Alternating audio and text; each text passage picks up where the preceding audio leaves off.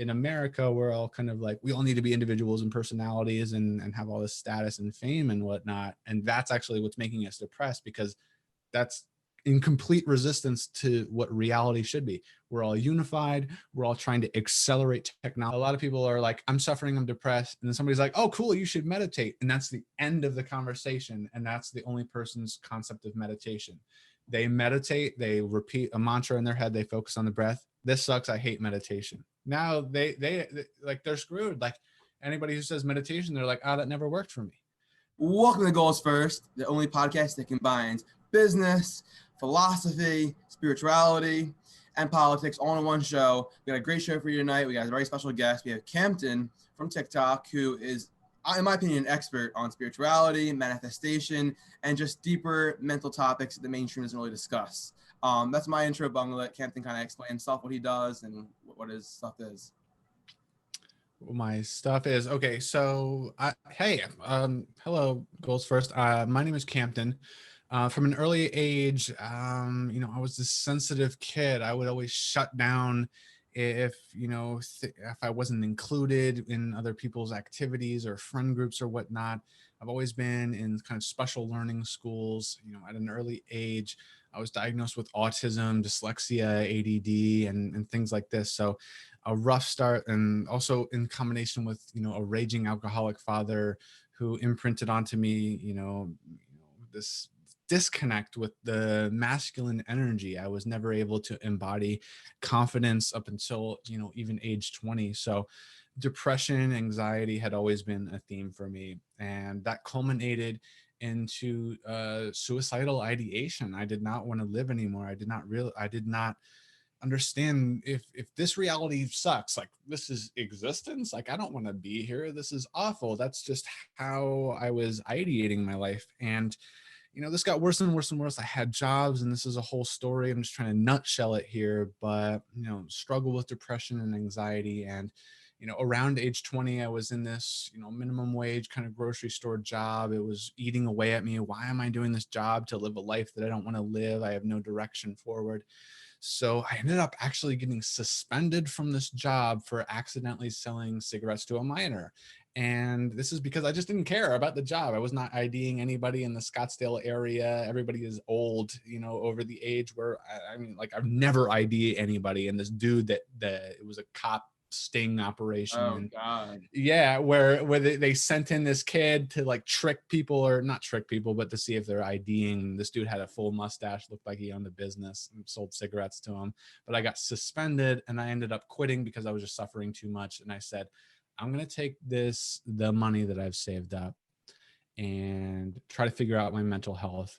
And then in combination with psychedelics and a passion for video gaming and streaming, I found spirituality through these rapid realizations that I would have under the effects of cannabis, playing video games, trying to practice something, trying to develop a passion, turn that into a career. And that was the initial insight into a reason that I could live. So that's just the nutshell summation of who I am. And that turned into kind of these spiritual passion for teaching what helped me want to live out of a depression that I see that America has. All right. So these American, like Gen Z, Gen X, whatever you want to call it, we have depression. We're the most depressed age, apparently. Ever. It's the worst it's ever been.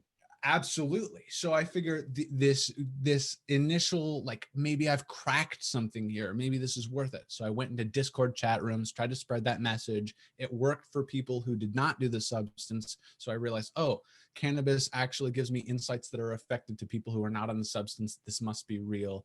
I'm going to pursue that. And now I'm on TikTok trying to do I like it. Yeah, man. I started watching your videos. Like, I think you're one of the first people I follow in there just because, like, you're so captivating, so interesting. You're talking about things that people don't talk about. And I'll share my own personal experience. My reason for doing this is very similar to you.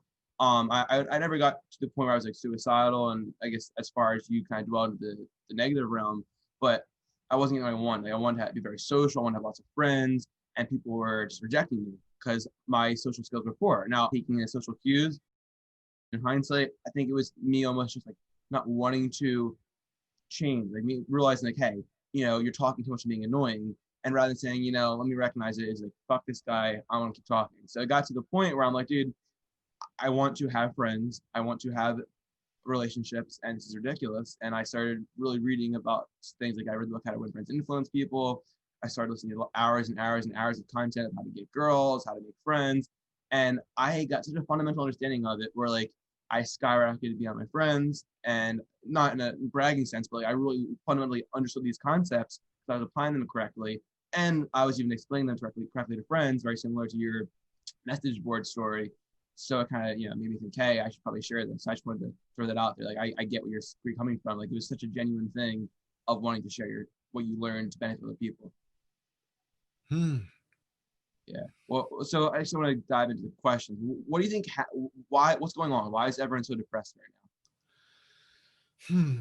Wow, that's the question, right? Like now? if we can even approach that question, right? So I think largely people are depressed because we're the most connected we've ever been, and the generation that got that was basically born into this age. Like, oh, this is crazy. I'm gonna have to dissect this. Okay, so the kids who aren't even adults yet right now have been born into an age with YouTube already existing, which is the most, which is basically like at your fingertips. You have millions of teachers to teach you anything that you want to. Whereas in history, before you'd be lucky to get the elder of the village who taught you how to play guitar or some shit. Or seek out. So yeah, so we as kids can know everything, and we're thrown into, you have to have these likes, you have to have all this stuff. I mean, the likes on the Instagram post, that's instantly depressing because we develop these egos, and we want status, we want fame, the recognition of others, and the easiest recognition is a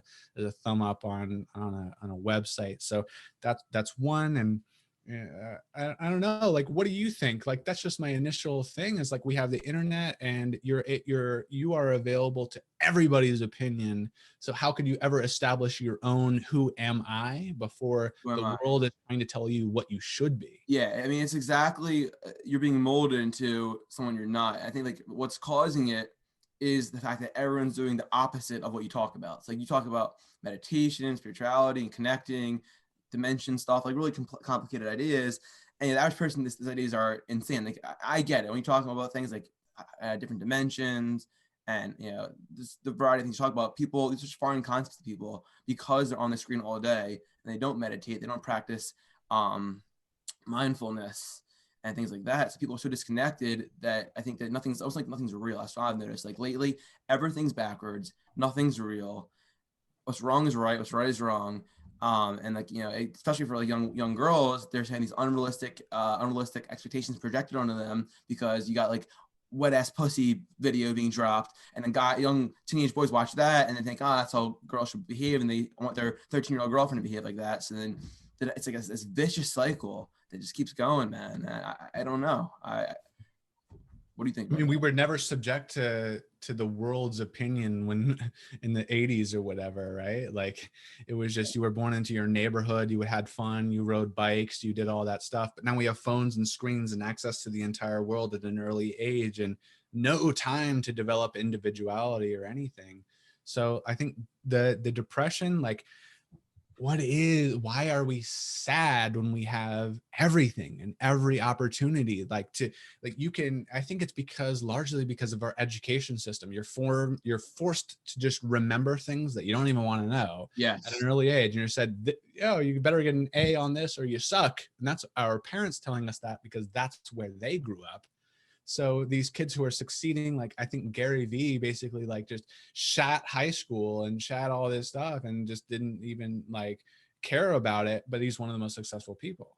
So it's a clear indication that just the notion of the internet is enough for these people to extract themselves from our education system and still be successful. But the average person isn't kind of afforded that opportunity because their parents shoved them into just being sad, and now I don't know what to do, I'm a kid. So it's the people who are passionate enough to just really take the internet and force it into their mind to get themselves I don't know, into a successful passion. Like, there are kids who are developing artificial intelligence that is more effective than what doctors can diagnose. Yeah, So yeah. I think also that what do you think? having access to so much has almost made us. Like, I've been thinking about this today. Actually, I was working today with something called Instacart. I just drive and pick up groceries and stuff. It's an app, but like, it's a job where I get to think a lot because I'm not really doing anything that's hard. It's just like basic labor. Um, I was thinking how it's almost like it's too complex. Like, people are having so much complexity thrown at them that we've lost reality. Like, people have literally been pulled for, like, I'll give you an example. I was talking to my friend last night, and I don't know where you lean politically, but my friend is very liberal. I'm very conservative, or I'm actually pretty liberal on like individual policies, but I'm conservative in business. But anyway, we were talking about single motherhood, and I was saying for a fact that single motherhood tends to be a bad outcome. Not always, there's outliers, but overall. And he was saying, like, so basically he was saying, that's just because of they're poor. It's because of poverty. It's not because of the mother. It's because they're poor. I'm like, no, I'm not blaming the mother. I'm saying that children come out most balanced when there's a father and a mother. And it's almost like I've noticed that a lot of the people that are, so angry right now are believing some complicated article that like re-explained facts in its own way. They did some double-blind study that psychology says, oh, this is official, so it must be real. And then these people are so complex, they've lost the basic, just fundamentally looking at something and saying, no, this is wrong. Hmm. Okay. So we're just swayed by headlines. We're swayed by headlines and things being too complex to just look at simplicity. Like I think, So okay, give me an example of something that's too complex. How does that shape somebody's mind? yeah, for sure.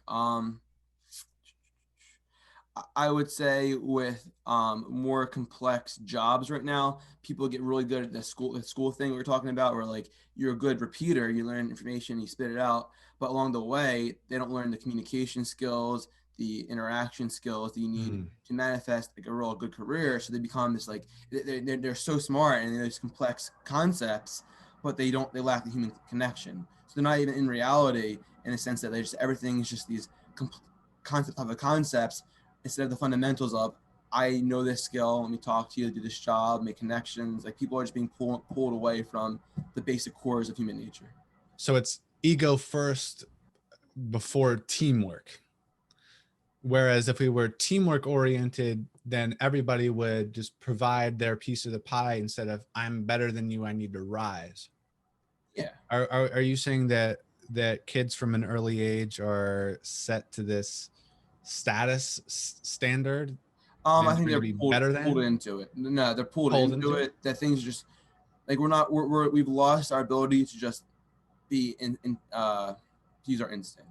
I think that Okay. we're less instinctual than we used to be. Okay. But you just mentioned the ego. Could you kind of that's something you talk about a lot. Could you dive into kind of why the ego, for people that aren't familiar with the ego is, how the ego plays a role in our feelings? Yeah. So the ego and I've redefined and I've re-explored this idea so much.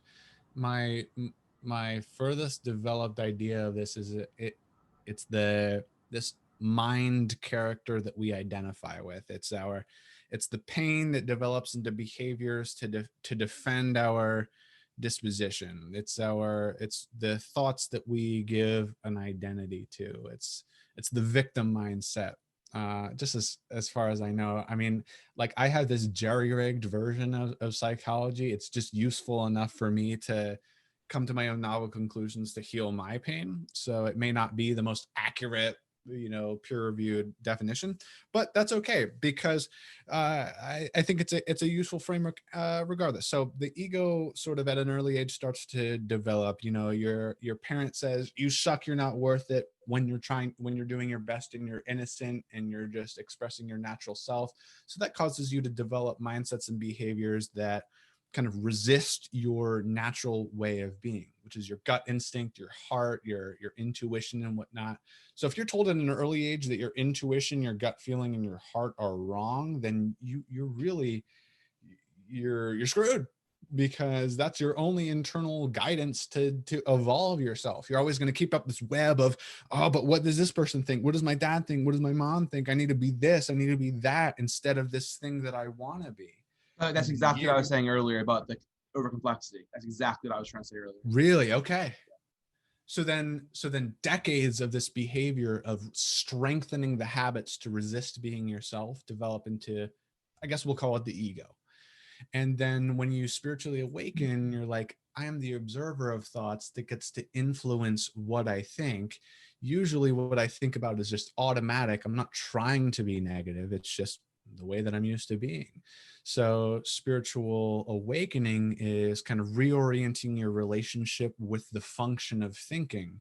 Instead of thinking negatively and resisting your natural self, you have to become in touch with your intuitive self, because now, as a spiritually awakened person, you know that there's a kind of bigger intelligence that's guiding us beyond the pain that we've held on to, that our parents took from their parents, from their parents, and their parents, and so on and so forth. What do you think?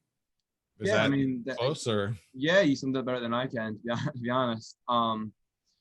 So like, it sounds like you've experienced, I've experienced. So we get to this point where like our egos, this character of, our parents push us to be this way, the school pushed us with their, bell system, be the factory worker, things like that. So how does someone start reversing that? How do you get back to reality and get grounded? These are some big questions. Yeah, but hey, you're the man to answer. I know you are. I heard you talk on TikTok. I love it. I love it. So how do we reverse it? So there has to be an interest in doing so, Yeah, I think because people often don't care, so you have to want to. exactly. I mean, the toxic friend group, the high school cliques, the I don't, I'm not putting anybody down, but like the jock kind of idea, and the whole frat thing. It's like, it's almost, we're more encouraged to be like others than we are to separate. So to separate, there needs to be an incredible impetus to want to do so. For me, it was suffering. I wanted to die. I didn't want to be alive anymore. So that was either going to culminate in, right, the worst end, or I had to try for myself because nobody was coming to save me and this world is asleep and dead. I have to figure it out for myself. So that had to be forced upon me. And I don't know, like, I don't know what the mediocre, like average, I'm just going to suddenly pursue spirituality and enlightenment to try to figure out the true nature of reality. I don't know where that comes from. It probably does. Like if you're born into, I don't know, a Hinduism, like Buddhism society, maybe that's encouraged onto in an early age. That's extremely privileged. But this is why I frame it in the American European kind of way, because these white folks are all about material and status and business and career. We stole America from cultures that were literally like shamanistic and Oh yeah, teaching these very things. based in nature. So how do you start reversing it? So it would be just, why am I the way that I am? Am I thinking negatively? And do I want to not think negatively anymore? And then just contemplating that. Because if you're saying I'm thinking negatively, I don't want to think that any way anymore, that's immediately a spiritual awakening, because you've recognized that you're not the thoughts. And then Not continually yes. doing that is cultivating an objective awareness of thoughts, so that you can say, wait, maybe that's not as logical as I want it to be. And then that's kind of the beginning of spiritual maturity. I don't know. Does that make sense, or should we Yeah. like? No, that makes sense. When you say you're not your thoughts, like I get that. Can you elaborate what that means? You're not your thoughts. We're not, we're thoughts. Okay, so the self uses thoughts. So our identity is not the thoughts. So if we automatically think negatively, I hate myself, I want to die, that's not us. That's just a Uh, thought we've chosen to but habitualize. the thought will then manifest, which becomes the issue. Right, right. So Yeah, thoughts are just habits of assessing certain emotions, I guess, in our reality. that It's makes not our innate identity. The self is what manages the changes in thoughts and the ways that you approach reality. okay. That basically makes sense. So I'll just say one last thing. So Yeah. I suck is a choice to believe, is a choice of interpreting information. So two people can draw a circle. It cannot look perfectly. One person could say, I suck, I can't draw. The other person can say, that circle didn't look right. Maybe I could change this about it. And then they transform. Somebody identified with the failure and somebody tried to manage a change. I love that. Dude. That's exactly what it is. I think that we all have failure, and then we get in this mindset where we're too critical of ourselves. Like, oh, I guess I think people think, especially if you like, different mental conditions, that you're stuck, and that's the wrong way to look at it. It's almost like you have a bigger hill to climb because whatever the issue you face, disability, maybe you have a bad parent, whatever it is, makes the climb harder, but it doesn't stop you. People kind of just quit. Right. Yeah. So have you experienced an ego death? Ego death. So this is one of those trendy for me. And I used to be hardcore into the ego death thing. I've realized now that and I'll answer your question.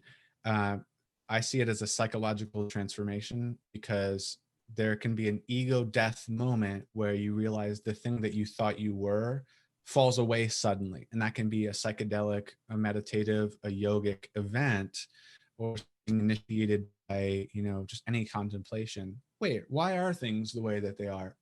Newton, the apple fell on the dude's head. I think that's Newton. And he was like, why do apples, what was that all about? So it's like something can happen to you where you think about it. So, okay, for me, an ego death, have I experienced that? Sure. Under psychedelics, a large portion of what I thought I was or how I was trying to navigate reality fell away. And then in the wake of that, I had to reorient the way that I was trying to navigate reality under that insight. So that's what I see as an ego death, right? That I don't see the ego as ever going away permanently. It's just this kind of character and way we're trying to behave in reality that we construct, and it's useful. It's why I feed my mouth, why I can recognize I'm an individual from you, Terrence McKenna. And yeah, sure, I've experienced it, but I don't think it is what people think it is. I guess I thought it was. I mean, it's close to what you said. It's a separation of mind and body. I know people often like think they're dead during ego death, right? So like your mind and body separates, and it's like what am I? I think you literally disassociate. It's like, what am I? I'm just, you kind of recognize your flesh and bones, and it's like you talk about the kind of the ego. Like the ego is just constantly formed over the years. I'm cool. I'm smart. I'm weird. I'm fat. I'm skinny. I'm a jock. I'm smart. I'm this, whatever. And I think you could ask someone for whatever reason, going through something, or you're tripping, or a spiritual quest, and you disassociate, and you realize those qualities are separate from you. Mm-hmm. Yeah. Yeah. So what else would you say like are the main topics you focus on? The main topics I focus on. See, it's crazy, man. Like as I've grown, I've kind of let go of a lot of it. I realized like I'm not as smart as I thought I was. I'm not as dumb as I thought I was. I'm not as like cool as I thought I was. Like it all reorients so that the topics that I focus on, like it's so in the moment that I'm reorienting these things. So I guess at the core of myself, I want to use what I've learned to like reality, to like want to be here and to find the mystical and mysterious and intriguing and curious aspects, and how passionate I am with of those. I want to like try to help other people be that way, because I see a lot of just completely unnecessary suffering that could be solved by just a little bit of mindfulness, a little bit of exercise and whatnot. But I know that just saying, hey, exercise and you'll feel better, completely triggers people who are depressed and have been depressed for years, and that's never helped them. And I was the person who got triggered. So I think like I've got this almost shot at being the kid who got triggered, who at hearing the advice, just start to think positively, just exercise and whatnot, and you'll feel better. And actually turning that into something that you will do, but on your own accord, because you understand why you should. So the things that I talk about are from the root of somebody is suffering and needs just a little bit of a push, so that they do it themselves instead of just do this. We're expecting you to do this. This is an ego thing.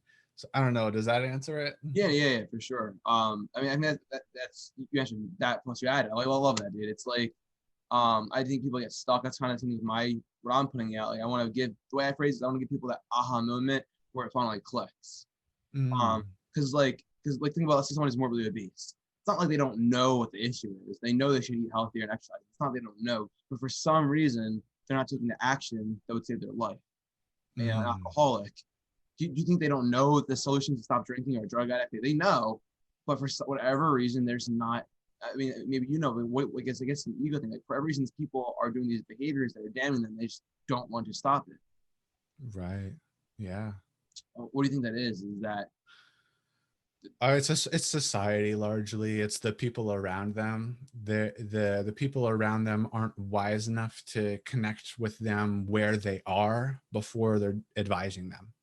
So the one of the most ultimate things that you can do for somebody is just listen. Allow them to vent.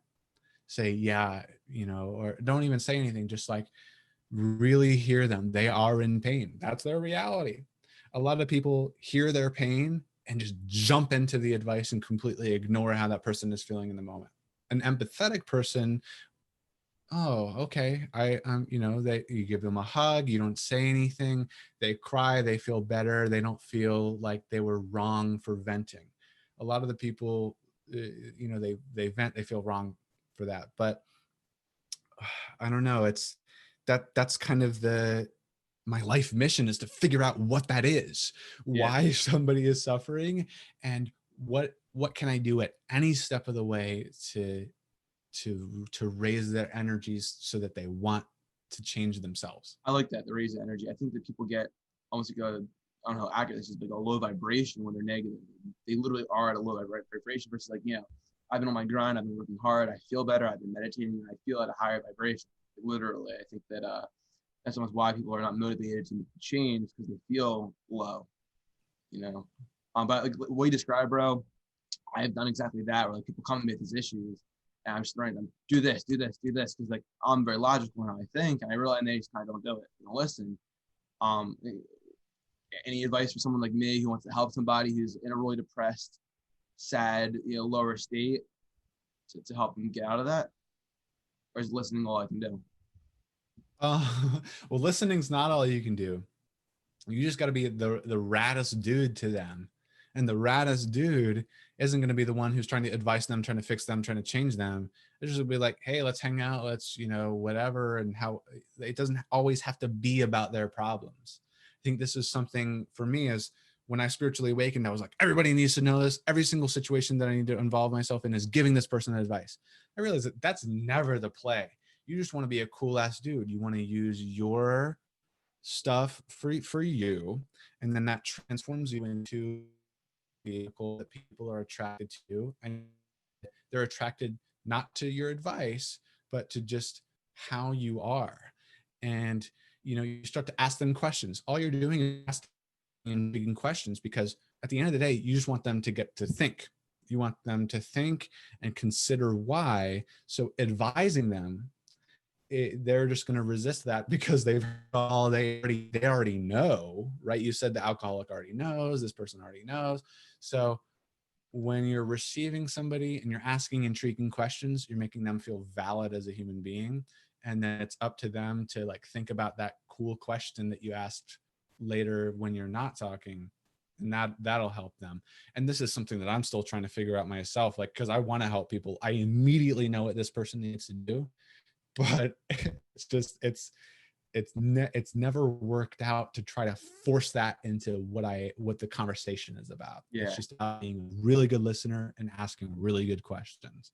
I like that. I'll just try asking questions and kind of lead them to where I'm trying to get. That's it's so frustrating for me being someone who's like I've been there. I've been depressed. I've been feeling like a loser. I felt like and I changed things. And it's just like, dude, I want to get through your head, my friends, this concept. And it's just like, they say, like a lot of times it'll be a loop. It's like I'm so depressed, and all they do all day is lay in bed and be on their phone.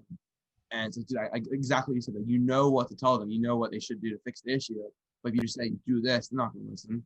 So I really like that suggestion of like kind of asking questions that bring them into where they could be / leading by example. Right. And the cooler you are without trying to do anything to them, they'll start to be like, I want to be cool as he is. And you might not want to spend the energy on these people who are sapping it away from you. So it's this interesting, like, I'm developing myself, I want to be a cool dude. And maybe I'm using too much of the energy that could be used to do that for these people who are just never going to listen. So it's like that paradox. If they never listen, cool, I'm going to just be cooler, still love you.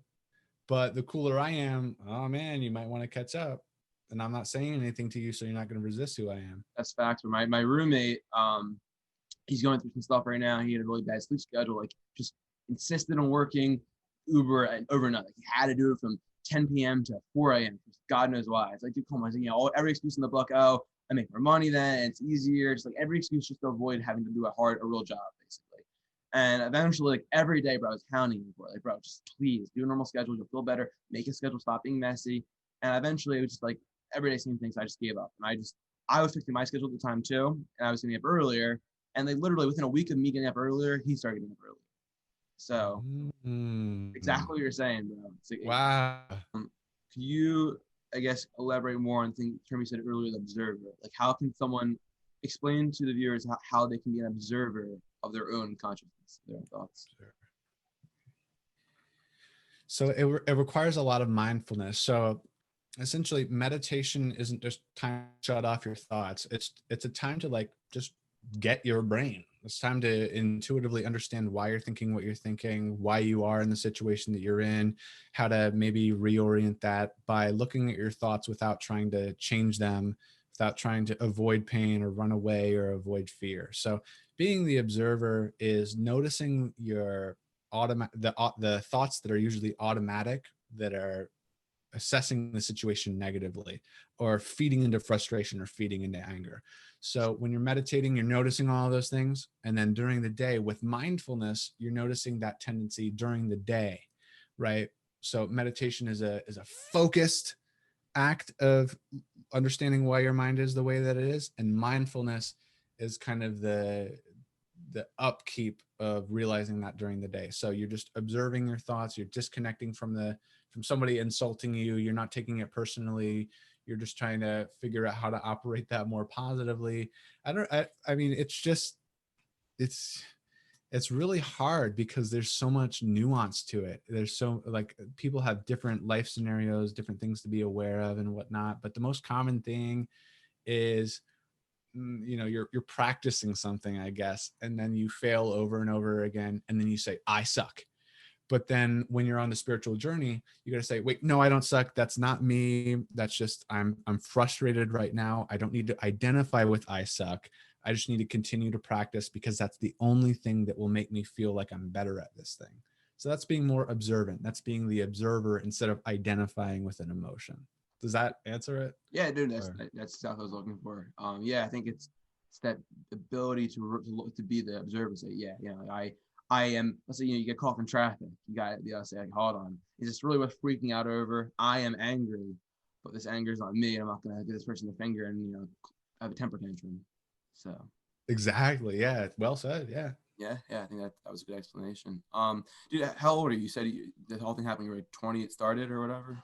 Yeah. At 20, it started. I'm 24 now. 24. Okay, nice. I'm 23, so we're right around the same age, bro.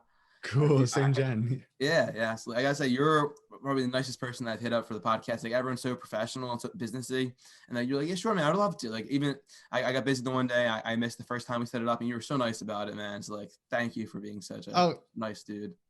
Yeah, no worries. Like, for me, I like, dude, I'm in Scottsdale. I got to talk to nobody.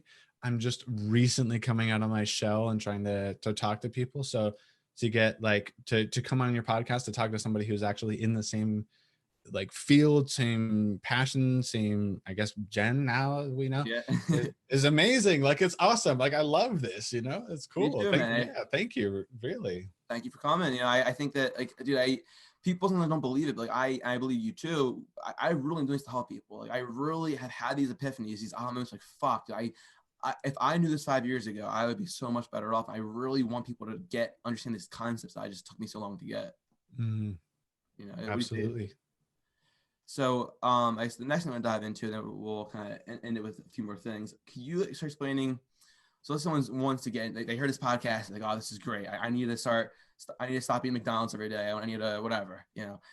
How can someone who's just brand new, they don't know what meditation means, they sit there and meditate. Like, where the hell can someone start with meditation? Where can somebody start with meditation? Yeah, like, what do you recommend? Just sitting there and practicing it for 2 minutes? Is there a YouTube channel you recommend going to? Like, where, if I don't know anything about meditation, where can I start? What should I do to start? Well, it always starts with a reason why you would want to meditate. So there's the prayer aspect, there's the worship aspect, there's the creativity business aspect, there's the understand your emotions aspect. So Really, meditation is just learning how to wield your consciousness. Consciousness in your brain is used for everything. Everything that you do is with this. Everything. And whatever your spiritual belief is, it could be a spirit behind that has innate draws and maybe was reincarnated, is here for a purpose. But even if you don't acknowledge that, your brain is used for everything, and meditation is a focused time to learn how to use the brain. So to start meditating, what is the reason? Do you want to become more creative? Do you want to understand your emotions? Do you want to release yourself from suffering? There's meditations for all of those things. That's why I kind of want to eliminate the word. What's up? The first step is choosing the purpose of your of why you're doing this. Say it again. You would say the first step is understanding your purpose, why you're doing it. Absolutely. Why would you want to meditate? But more than that, what aspect of yourself do you want to improve? That will help you kind of segue yourself into meditation. A lot of people are like, I'm suffering, I'm depressed. And then somebody's like, oh, cool, you should meditate. And that's the end of the conversation. And that's the only person's concept of meditation. They meditate, they repeat a mantra in their head, they focus on the breath. This sucks, I hate meditation. Now they like, they're screwed. Like anybody who says meditation, they're like, oh, that never worked for me. But it has to be explained right to the brain that is going to meditate. Hey dude, like if you want to understand your emotions, here's a meditation for that. Here's something that you can do. Technically, therapy is meditation. A therapist's job is to draw out how you're relating to your emotions so that they can give their advanced perspective to you so that you can integrate that into your life moving forward. Meditation is gaining the intuitive understanding of why you are the way that you are, a therapist's job, so that you can integrate the insights that you get through observation into your daily life. So where do you start with meditation? Realize that it doesn't have to be 20 minutes, doesn't have to be 15 minutes. It can be 5 minutes. Is it for creativity? Is it for understanding yourself? Is it for philosophy or whatever? It's just learning how to build business. And so, and that kind of means like why someone starts, but what literally can I, if I don't know anything about it, where can I start to learn this? Like oh, okay, my bad. No, you answered. That's an important part to know why you're doing it. It's really important. Okay. Where can I start? How to start. So I would just recommend literally a book, this book called The Mind Illuminated. So The Mind Illuminated is written by this dude, Kuladasa, and it goes into the neuroscience behind meditation, like actually how it develops your brain and how to understand your psychology, and also the themes that were present in ancient traditions that developed this practice before we even had like microscopes to look at their brain, and psychology. Like if you said the shadow and the ego to people thousands of years ago, they had no idea what you're talking about. They just understand the brain on an intuitive level. So he mixes that intuitive understanding of our ancient ancestors who were jumping out of trees and like killing animals to feed a village, super cognitive, to the modern American who's sitting in a chair just hating their life, and the neuroscience that they're mildly adhering by. So it would be to read the book The Mind Illuminated to understand why meditation is what it is. Cool. I'll have to read the book myself. That sounds very, very interesting. I got so many questions for you because I know you know a lot. I guess what I'm gonna do, you have time to keep going? Let's keep going. Yeah. All right, cool. I'm just gonna make a little announcement right now. I'm gonna kind of, so I've been keeping things oriented towards like goals first and goal achievement. I'm gonna kind of drift now to just like actual questions I want to ask you. So if you guys are only here for motivation stuff, this is where it's gonna end. It's gonna be just like really deep philosophical stuff now. Because I know you know it, dude. So I'm gonna hit you with the real question, the $1 million question. Okay. Do we have free will? Oh, do we have free will? So okay. Do I have free will?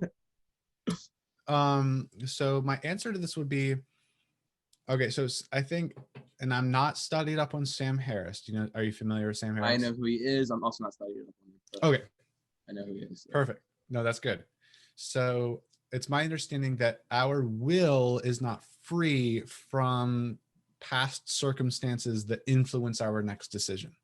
Yes. So we were hurt in the past. We're more likely to make decisions to avoid that. And we're influenced by a feeling inside. So our will is not completely explicit from, or whatever that word is, from that feeling and that motivation. But With spirituality and meditation, you can cultivate an objective awareness of feelings to reorient how you interpret that and act from that. So at one point, hunger, the glutton, is driven by food and joy and whatever. But with meditation, they can slowly release their will from being influenced by that feeling. So there's a spectrum of will. Will never be free from past circumstances. Yeah. It is my understanding that enlightenment and spirituality completely severs your will from the illusion of suffering that we experience as human beings. So, do we have free will? Cannot be answered unless you're willing to have like this type of conversation. Yeah, And dude, it's I believe there's a very strong element of will that will resurge and gain dominion over the pain that we experience, and that is a choice that you make. Who is making that choice? That's the ultimate philosophical kind of conversation, and can only be answered through your subjective witnessing of that. It can never be proven objectively. I think it's pretty accurate. I mean, I'm very true on the topic myself, because on one hand, I feel like it was completely my will, my decision to have this podcast, for example. But also, you could totally say it was purely a domino effect a domino effect maybe download TikTok, and then based on a domino effect, your video came up, and I hit follow on your page and thought you said it was cool, and then I started a podcast, and just domino effect to me DMing you. So like on one hand, like, did I really choose to have this podcast with you, or did dominoes fall one after another and it just happened? I think probably both, right? Because let's just imply as an axiom here that a spirit chose to incarnate as Jared. So a spirit was like unfettered by humanly emotions and woes, and chose to be under the bindings of a human matrix or makeup or whatever. So I think there's an element of will and an element of you're just at the mercy of your environment, and discerning like who made the choice, again, I think is what we should really be asking. Is there somebody picking between information? How much are we led by just being a human? It seems like the combo, because for example, if I get someone puts a burning hot torch in here, I'm gonna like this, or fly. It's a reaction. I don't think that's free will. But however, at the same time, maybe if I'm calm and I see like a smudge in my head, that's like a decision. I pause and I process. I want to remove that smudge, and I choose to. So I almost feel like we have free will in the sense that we have it with combining with our past influencing things. Yeah. Yeah. Like, it gets really weird, man. So and then it's like, is there a God pushing us to do this, or is there I'm a believer, kind of agnostic, where I think there's like a spirit realm, and we're all part of this like spirit realm once we pass. And I don't know if there's per se a God, but maybe God is this mass consciousness. So what do you think? So I think there is a grand intelligence. I think intelligence is an innate quality of existence. Granted, as in we're all part of one intelligence, or what does it mean? Yeah, I think like evolution is an intrinsic quality of everything, and intelligence is what binds that, and consciousness is like a field. We're all part of it. That's the self in Buddhism or whatever. Just my interpretation of it. But as for like, apparently there's a destiny of the body. Like, you can't control what you're driven towards to do. Let's say you're born in this reality, and almost immediately when you're a child, you're just doing things that you're drawn towards that other children are not.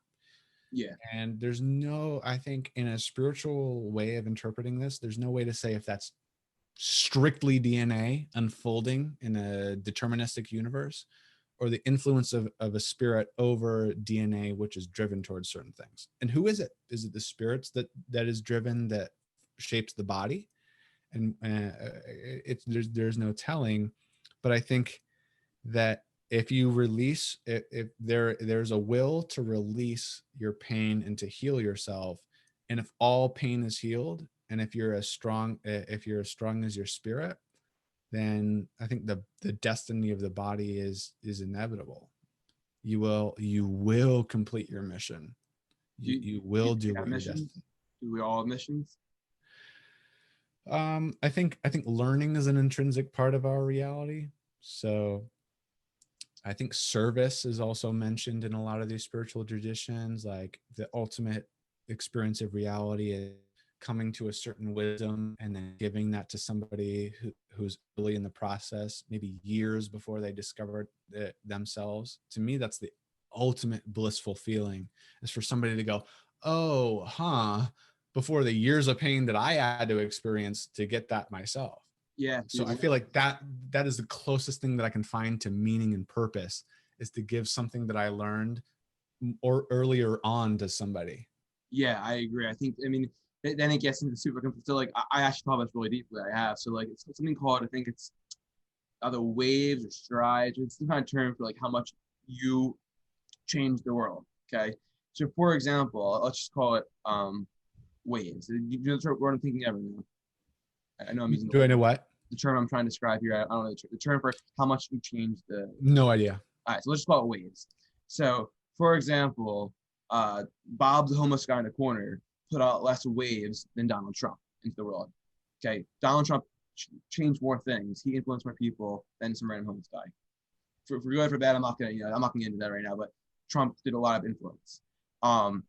So if you want to name someone who did like, the most influence I can think of, off the top of my head would be like Hitler. Everyone knows who Hitler is. He changed the domino effect for everything. Would you agree with that? Like his output? Well, or Jesus, or Jesus, Buddha, sure. who developed entire ways of thinking. So here's the question I get, or the concept. I'm phrasing as I go, so I'm doing my best here. So the most influential people you can think of: Donald Trump, Jesus, and Hitler. They changed the fabric of reality forever, all three of them. Okay, but eventually, according to our understanding, the Earth is just going to burn, and everyone on Earth's going to be gone. So when Earth burns, it doesn't matter how many people. Like that's where I'm kind of confused. Like you help thousands, millions of people, you hurt millions of people, but we all die in the end. So what's the difference? Well, my dog died before I did, but we both had an effect on each other's consciousness, which in my spiritual belief and experience is just what matters. The effect that you have on somebody's spirit. So the apparent tragedy, like those spirits still move on to another experience of life. The Jews that died, in my experience of reality, there is a spirit that continues on into another life. So yes, they were tragically affected, but like, coyotes or deer are run over. And I think they have spirits too. That's a tragedy. I think humans at least have a chance to influence their own destiny and evolution. And then there's this incredibly wide spectrum of things that seem like curses and things that seem like blessings. Like Buddha, immediately born into royalty. And then he said, I don't want this royalty. I want to figure out what life actually is. And then he figured that out. So there's just such a wide spectrum that I think it's kind of cool to acknowledge that sure, the world is going to burn. Everything is temporary. Yeah. But what would matter is just what you do with your spirit while you have that experience. Based on your belief and understanding, is like theoretical, whatever it is, a million years from now, the sun gets close to the earth and scorches the earth. Do we still exist in the spirit realm? Like if the earth completely dissipates, are we where are we? Yeah. Well, okay. So I do think that there's like a collection of consciousness, energy, or intelligence that you have that moves to a next life, right? So when this Campton, yeah. So when the Campton body falls away, there's an energy and intelligence, or whatever you want to call that. There's a Buddhist term, there's a Hindu term for these things that moves. It's like the subtle body or something, the pranic body that incarnates into a new life. Yeah, carrying on like the intuitions and experiences and impressions from the previous life. Because if we remembered all of our previous lives, there would be so much trauma and death that we'd have to experience that would influence our psychology right now. So spiritual amnesia is sort of necessary to try again. This is our next best guess as to how to live inside of eternity. That's the only reason that like even just like, you don't have to believe that. Just like contemplating that for me has justified why I'm here right now, because I see special lives. Like if you're born under like a celebrity or in royalty, immediately you have all the material possessions and everything necessary to suit your highest good. And even then, some of them are the most depressed people that you know. Right. And then there are people who live worse lives. So the ultimate justification would be that this is an eternal game and that our spirits learn and maybe it's going to be better next time. For sure. I mean, I think it's well known, anyone that has, decent education, that there's this idea that we're happier in America than like these poor countries is not true. That's absolutely not true. You know, it's kind of like, actually, I wrote this down as a topic when I talked about it, so projecting. I think it's a huge project. Like, that's kind of ties in here. We project that these people in Africa living in huts are, look at poor them, they need our help, and they're like, dude, what the fuck? I'm chilling. What the hell? I'm having a good time here. And I think that we as people get stuck in projecting, both with something like that and day-to-day lives. Like someone who feels like they're a loser is constantly on Facebook commenting how other people are a loser and they're projecting. Yeah. Well, that's huge though, because I've seen like let's just use third world Africa as an example. I've seen some cultures there, the biggest smiles I've ever seen, regardless of the deficit of food and whatnot, their unity is way stronger than America. Yes. So it could be said in the most I don't know kind of way that they may be happier in that situation because of how connected they are to each other, and how in America we're all kind of like we all need to be individuals and personalities and have all this status and fame and whatnot, and that's actually what's making us depressed, because that's in complete resistance to what reality should be. We're all unified. We're all trying to accelerate technology so that we can liberate ourselves from work and the banes of physiology, explore the planets, attach shit to the back of our head so that we can like simulate virtual reality and whatnot. Wouldn't that technology happen much faster if we were all like, let's make everybody the best possible instead of fighting? Yeah. I just lost a thought there. You just on something good. I lost it, man. I lost it. It's my idea. Sorry, man. I did a question. Sorry. Have you seen? No, you're good. It's awesome. I'm usually on top of it, man. You're throwing more ideas out my thinking process. Okay. Good. Have you seen the movie Enter the Void? No, I haven't. Dude, you gotta see it. It's so here's the concept. This guy is in Tokyo, Japan, and he's like a former drug addict, and now he's supposed to DMT all the time. His opening intro where he's supposed to DMT, and it's the most accurate DMT sequence ever done in a movie. The most artsy movie ever made. It's amazing. Enter the Void. So he's in Tokyo, Japan. This story background is this guy when he was a kid, his parents died in a car accident. He was in the car with his sister and crashed. Parents died. Bam. And then he his whole life he is disappointed in his sister. So he promises I'll protect you. I'll stay with you. And they separate his kids. He's disappointed. She lets her down. He goes, as an adult, I'll protect you. He moves to Tokyo. He just keeps fucking up. So in the first 23 minutes of the movie, the guy dies. The main character is a drug addict, a drug dealer. And his friend sets him up, and the police come. They in the bathroom, they surround the bathroom. And in Japanese countries, Chinese countries, they're very strict on drugs. So he gets in the bathroom, and I think something like they say, he goes, I have a gun, which is like the last thing you should say. So they shoot him, obviously, because he's surrounded, and he goes, I have a gun. So here's the content of the movie is, so he dies in the first 20 minutes, that's the background. He's stuck in purgatory, in hell. And the book is based on something called the Tibetan Book of the Dead. And he has to face his past, his present, his future, until he gets reincarnated. And that's the concept there. Interesting. And Enter the Void. Yeah, I gotta watch that. Yeah, dude. From everything you've talked about, you would love it. I've never seen anything like it in my life. No one. It's unreal. And you resonate with that. Like, what do you think? I don't know. I guess you said. Like, what happens when you die? What do I think? Yeah. I guess I don't really have a thought on it. On one hand, I think that. I guess the whole thing, the reincarnation kind of makes sense, but the numbers don't add up for reincarnation. There's no issue with that theory. The numbers don't add up. Because the population grows every year. So if there's reincarnations, how's the population growing? Is that assuming that Earth is the only? You got me.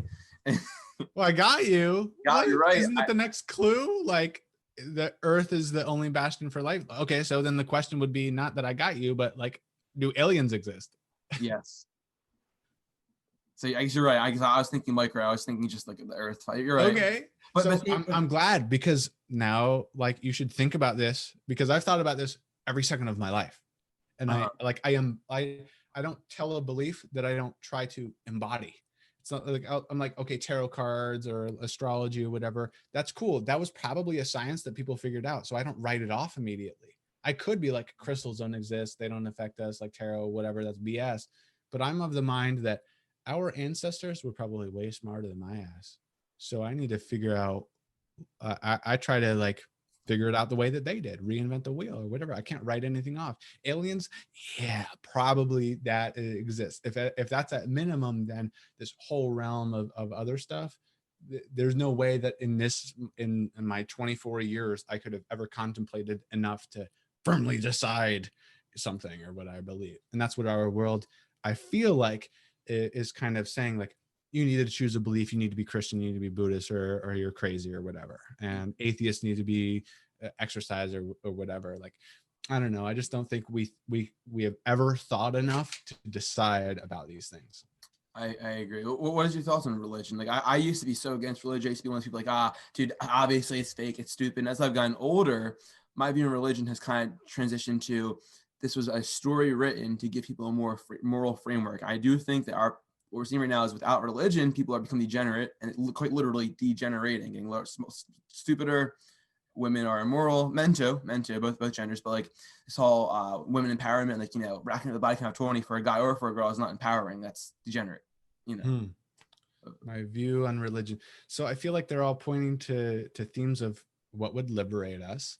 I feel like a certain modern version of Christianity and maybe Judaism is is forcing you into a box to compete in material rather than trying to liberate your own self. But it seems like people can't without religion. Like, that's what I've seen. I mean, Wait, people can't liberate themselves without religion? I guess in our Western culture, it's not happening. People, like this idea, I think it's happening. Why do you think it's not? Because I see people just so disconnected. I see people, like, it seems like everyone's depressed. They're not. It's the opposite. They're not liberated. The more, like, the moral framework of the Bible. So I'm not super religious. I'm not saying I believe in God in terms of the Bible. I'm Jewish myself. I'm not religious, but like, I'm Jewish. I don't know if you can. By the way, do you consider someone who doesn't follow the religion still Jewish? I do. That's a tricky I one. think I'm so outside of these social bounds that, like, I wouldn't even know, man. Like, I'm just Campton. I'm just a dude, man. Like, I don't know everything. I'm not the smartest guy. I just talk shit, and people resonate or they don't, So, but what was the topic? well, if religion is necessary to liberate oneself, or if just because of your lineage, I'm arguing that the liberation almost destroys people in the modern. Liberation destroys, or the Yes. pursuit of. I think I explained this. I think that liberation is not inherently bad, but the way it's being done is bad. Like, a lot of the liberating movements right now is destroying people. So, like, I mean, I would have to give examples, but like, I think a lot of them, I guess maybe it's because the liberation right now is fake liberation. So, like, say for example, OnlyFans. There's an idea right now among feminists that, like, that's liberating to start an OnlyFans. I don't think it's liberating. I think that's self-destructive and going to cause emotional damage long term. Versus liberating is becoming an independent person, male or female, doesn't really matter, and pursuing something you're passionate about that takes learning, education, hard work, dedication, and people are choosing these short-term gratification things because there's no virtue. I guess I'm getting a lot into virtue. I think that religion gives you virtue, and you need virtue to be properly liberated. And I don't think liberation happens without virtue. So, okay, so liberation for me is freedom from suffering. Okay. I think people suffer more. That in our modern liberation concepts make people suffer more. Not what you talk about. Stuff you talk about is true liberation, I think. But I don't think what you talk about coincides with what the mainstream's talking about. Oh, definitely not. No, the mainstream is not even concerned with self-development right now. No. Like, meditation is still trendy in America. It's not like a facet of our daily life. I think what I'm saying, you're thinking of liberation as you know it, which is true liberation, and I'm describing what the media is pushing as liberation. Yeah, that's why I'm saying. So we're both. I'm not saying liberation isn't good. I'm saying the way it's happening is bad. Right. Yeah. Fair enough. Yeah. I don't know. Any other thoughts on that? Well, it brings it back to, like, the whole question: why are we depressed? I think it's because we have access to all of information and every single human being, and it's still not good enough. And it's not good enough because we haven't innovated the structures that the public is born into.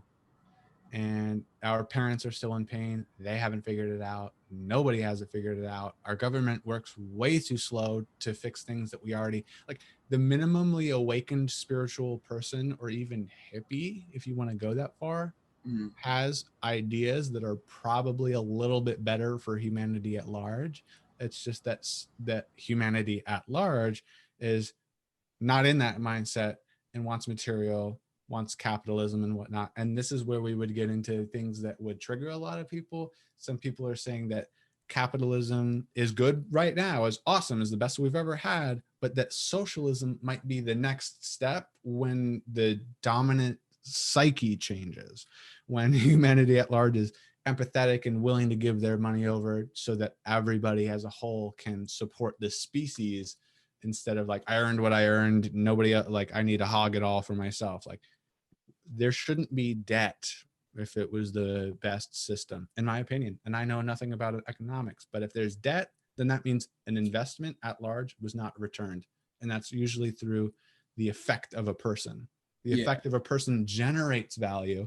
But if that person goes into an education system where they're in debt, they're not able to generate the value of that education for decades. So I don't think that's the best way to do things. yeah. But I again, mean, I'm just completely uneducated in all of that. That's just an opinion. no, I respect it, bro. Yeah, I mean, I think capitalism has plenty of flaws. I support capitalism overall. I guess the reason I support it is I think that with in a socialistic concept, it's great in theory. I think the issue is between people that won't self-actualize and won't put in the same work as everyone else. And I think hierarchies inherently, this is the whole other thing, but hierarchies form inherently. I don't think you can avoid hierarchies. And therefore, I do think people that work harder should be rewarded more than someone that put in less work. I don't think it's fair that someone that worked harder gets the same reward as someone that worked less hard. And okay, and I agree. I agree. In tandem with socialism can also support that. Can If you work harder, you definitely deserve more reward. What is the reward? I don't think it has to be monetary. I think it could be quality of life, just okay. as a thing. Like, there doesn't have to be a metric. There doesn't have to be a value. There could be like, okay, you worked harder, you get this house or something, instead of just money. Sure, but money empowers you to make decisions. Like, Okay. if you have more money, you can travel more places. Maybe that's like maybe I want to get rich, not to be powerful, but to travel over the world. And What if you get a travel visa? What if you get like a platinum travel visa instead of the money? the issue with that, I think, would be you're putting it in the hands of a few to quantify who is worthy, versus your output is inherently what makes it worthy. Because if you figure out, and it's not fair to everybody. I get that. It's capitalism for me. The biggest flaw is it leads to immoral practices because of the name of money. People have no problem being immoral because they make the money. That is a huge issue of capitalism, I've noticed. But I guess Okay. I don't really know where I'm going with it, but there has to be people need to be rewarded for putting in more effort than someone putting less effort. That's what. Absolutely. Yeah. I don't think that reward should affect anybody else, though. Yeah. Well, it's not I going to think affect certain them. rewards affect millions of people. Like, if a company has millions of dollars that they are not using or shouldn't have, Mhm. that could be taking it out of the effect of millions of other people. Or even if like our political system controlled millions of lives in a negative way, they technically work harder. Like, so I mean, this is just getting the things that I don't know about. Like, you'd have to educate me on a lot of this. Listen, I think it's a I know deeper a lot. conversation, right? Yeah, it's a hard one. I don't want to dive into politics too much. I was just mentioning. Okay, okay. Yeah, yeah, yeah. I'm trying to stay trapped in here. You guys had so many cool ideas to talk with you. Trying to think what else we could discuss. So meditation, you suggested the book. You start by that. I guess along with like mindfulness. Does mindfulness coincide with meditation? Like, mindfulness I can practice all day versus like me meditation I can sit aside and put time aside for meditation. Well, like, meditation is a focused time to understand why your brain is the way that it is, like why you're feeling certain emotions. And then mindfulness is the upkeep of the insights that you gain during your meditation practice. So Okay. during the day, you're just automatically going to be the person that you've always been, unless you step in with mindfulness. Right. And I guess that has to come from a place of wanting to change because you can't force it on somebody. What is the change? Like, that's coming from a place of genuinely wanting to change versus like being pushed into it. You can't, you have to want it, you have to be seeking it. Oh yeah, you have to want it. Yeah, you have to take it seriously. It's definitely a maturity thing. Yeah, for sure. Because meditation could be trendy, Yeah, people have but spirituality, like being loving, being empathetic, being saintly, you have to try to do that. Yeah, You have to really try. You have to really be invested in that. That's where the whole worship and bhakti yoga comes from. Is what's being bhakti super. yoga? I think bhakti yoga is like your passion and devotion, like the degree of your bhakti is equivalent to the degree of your spiritual passion. So I want to do good by people. I'm going to open doors for people, or I'm literally going to cultivate myself every single day into a vehicle of unconditional love. Every person that transgresses me, I'm going to figure out a way to forgive them. That takes an extreme amount of maturity. Somebody transgresses you and you're a toxic person, F you, like we're going to fight, we're going to punch each other. It's a maturity thing. How would you recommend dealing with toxic people? Because we're all going to run into them. Dealing with toxic people. Sure. Okay. So largely your greatest tool is non-engagement, or just like, yeah, okay, cool, dude. All right, sweet, awesome. In like a non-condescending way, just like kind of they're negative to you. You're just like, all right, sweet, cool. And then they just fizzle out. Like negativity is a fixed stat, whereas positivity is exponential. The negativity will run out. Positivity never runs out. So if the negativity runs out, you just got to be like, cool, awesome. Just absorb it and then let them go. Say, see ya, bye. I don't want this. But this is the thing. Our egos get involved. That's where the problem is with toxic people. No, I hate you. No, I'm right. No, like, it's not worth it. Yeah. To get into that situation. So how do you deal with negative people? Just don't engage, because you know that that's not the best way to be a human and to participate in this game. I think, I mean, for someone that's like a negative friend, what do you do when it's someone you want to keep in your life and they're causing negative energy? Is that time to cut them out? To you, causing negative Yeah, to so you? like, yeah, so you want the person in your life. Mm-hmm. They're negative. Is that like, what do you think the line is? Should you tolerate some degree of a negative? It's not No, you would never tolerate it. You would communicate, hey man, this and that negative, I'm hurt by this, I don't necessarily want to spend my time around this, can we work it out? And then they say yes, or they are immature and don't change. And then if they keep transgressing after you've communicated, hey, I don't want to be around this, then it's just not ever worth it to talk to that person. You can keep them in your life, but at a distance. You can involve yourself in other situations. You can make new friends. There's billions of people, right? So it's just kind of not engaging with that person if they're not willing to work with you. Because if they're not willing to work with you, that's not a friend. That's just not a friend. A friend would immediately be like, oh, I'm so sorry, dude. Like, yes, I'll work on it. And then the very next day, they are excelsior. They go beyond what you asked them to do. That's a friend. Yeah. I mean, I've been stalked so many times with a girl in my life who will, it's happened multiple times. I just attract this, I guess, who just neg. All I want to do is complain.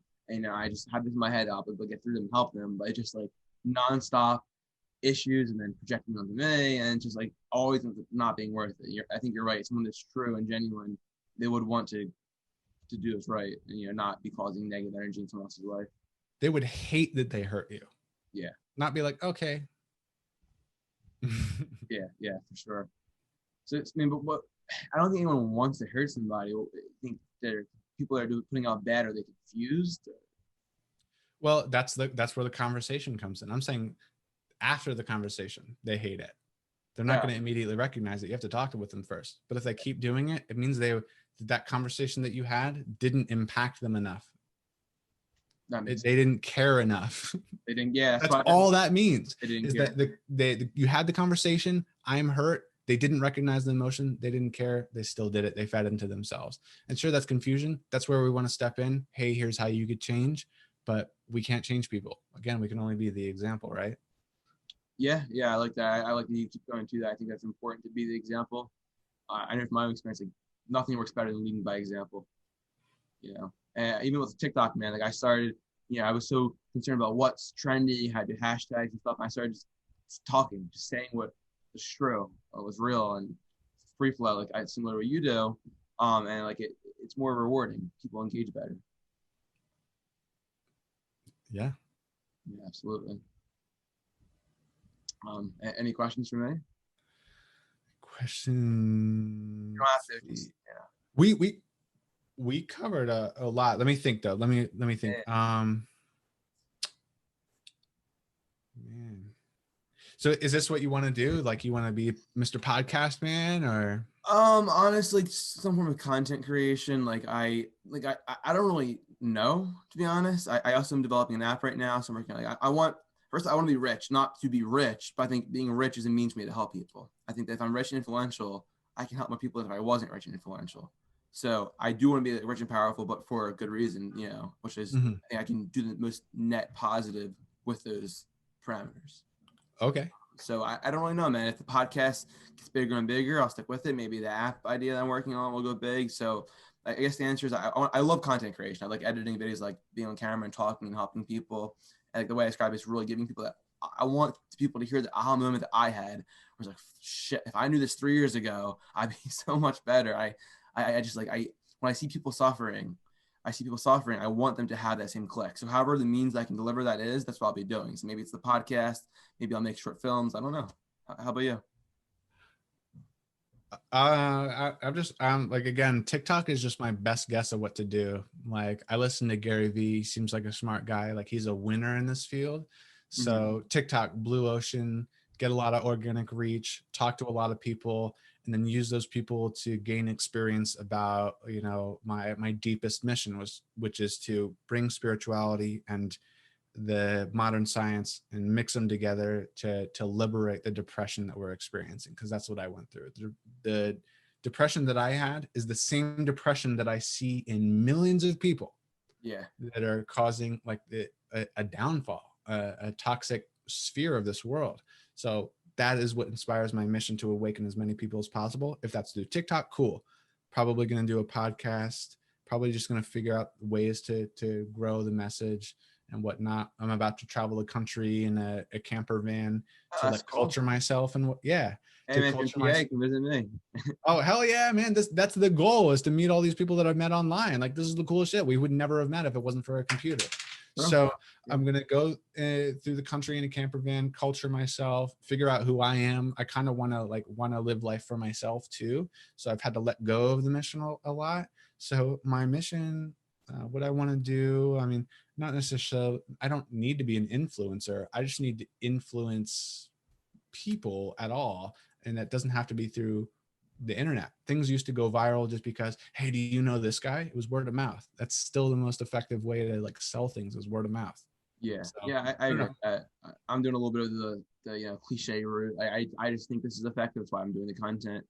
Like I've listened to other people, and I've learned the skills of being captivating and talking and different stuff. I just think it's effective. But yeah, my end goal really is exactly what you said, bro. Like I travel, have an impact that actually makes a difference and helps people. I think a lot of people get caught up in this stuff, where it's like you're just purely doing it for clout, and I think that's dangerous. When you're making content just for clout and there's no other purpose, that's not good.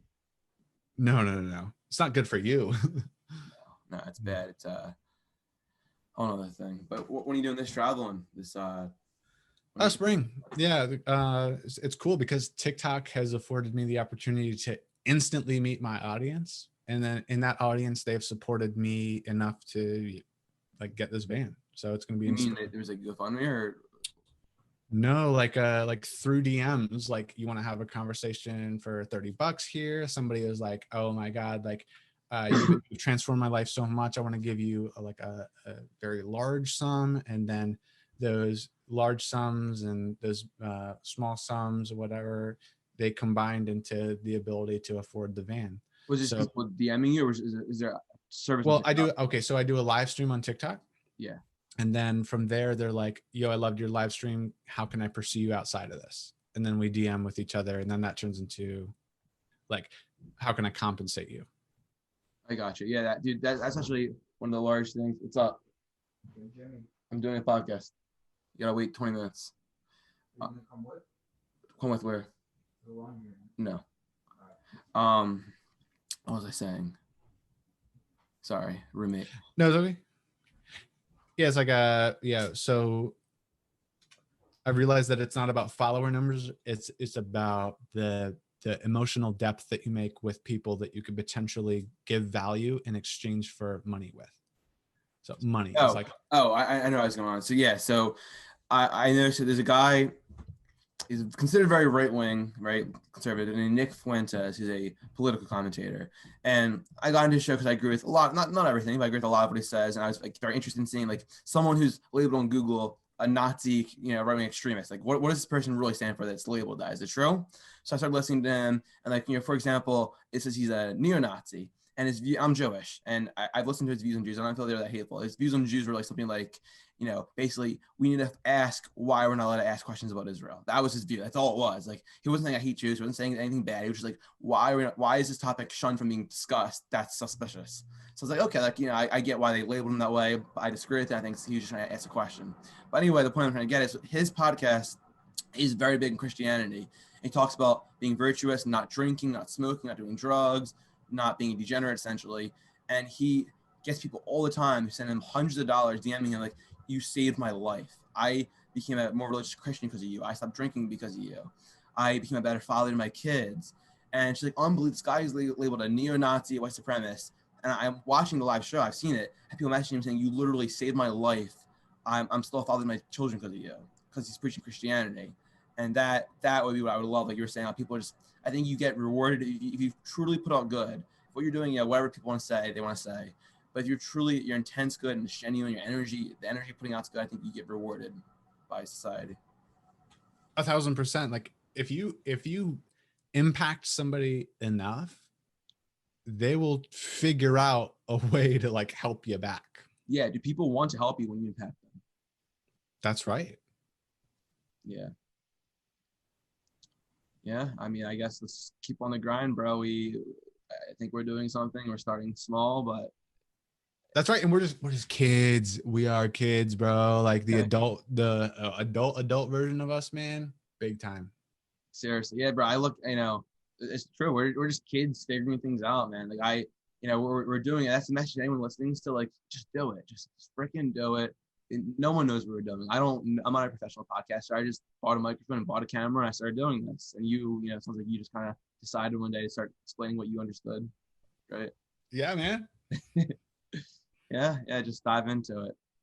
I guess that's all. But hey, man, thank you so much for coming on and discussing all this stuff. And if you do the tour, you're in Pennsylvania, definitely come by. Oh, dude, like I know like 5 people in Pennsylvania that I met on TikTok, so it's absolutely going to be a trip. Hell yeah. And it would be a trip just for you, bro. Like, just for me, just to visit too. I'm actually like right outside of Philly, so I don't know what other. Oh, cool. Yeah, like my dad's in Maryland. Oh, so, nice. Like right around there. Yeah. Awesome.